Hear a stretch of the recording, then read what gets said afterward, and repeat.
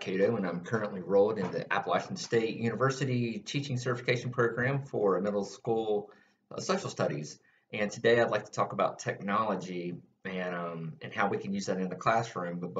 Before I think about the here and now, I'd like to think about what it was like when I was a student, elementary school, middle school, and then high school. And then as an instructor with their freshman seminar program, as technology sort of really began its advancement. Um, when I was in middle school, the one thing I can remember is these awful 16 millimeter reel-to-reel projector films that, if you were listening carefully enough, you could hear perhaps some curse words from the teacher as they were trying to keep this thing pieced together. And the videos were just terrible. If you showed these things after lunch, everybody was just toast. So think about that, and then moving into high school, where we really the only thing I can think of is the TV. There was a TV in the classroom, but I don't remember us using it very much. My one distinct memory was that we used that during the HSC tournament on Thursdays to see the 12 o'clock and 2 o'clock game, which at the time I thought was just greatest teaching method ever.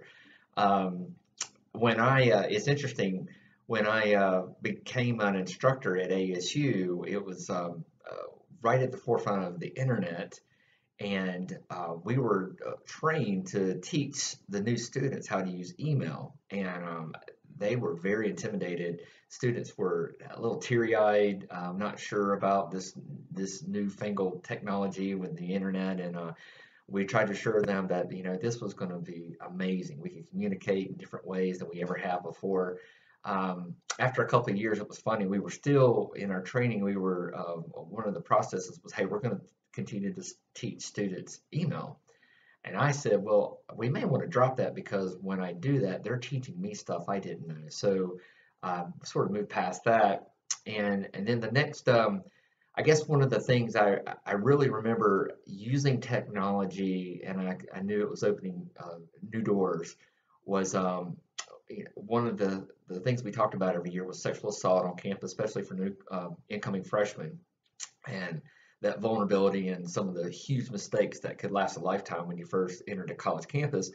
But we were having a tough time really engaging in good conversations. You always had those three or four that were had the confidence to talk, but a lot did not. So I actually took the students into a computer lab and allowed everybody to have this online conversation. It was powerful, it was meaningful. Students had great ideas about staying safe in different environments, and I was blown away. I guess my concern at the time was, well, we should really be doing this in the class through good communication. But what I realized later was this sort of opened that door. Students began to build trust with each other, and it's the first time I'd ever used any technology in the class, and it was just really cool. It's so exciting to think of the amazing opportunities that the experiences we can have in 2017 with the technology that we have today. I think of, sort of like what we're doing in this class. How amazing would it be for each student to find a subject that they're really interested in as it relates to social studies, and build this website throughout the entire semester, with the teacher there for guidance and support, and then they can showcase that at the end of the semester or year. If there's some topic we want to learn more about, we can talk to a state senator. We can FaceTime and ask all these great questions, experiences you would never be able to have before. I think of an idea of where we can talk about a social issue. One thing I'm passionate about is pollution and the things that are occurring in our rivers and streams in the United States. What if we connected with as a middle school in Oregon, and we worked on a project together where we both went out and did a service project, like cleaning a river one day, and then came back and talked about our experiences. So there's just so many and it's an array of endless possibilities when you think about technology, and it's only going to continue to grow and grow, which is so exciting when you think about the future as well.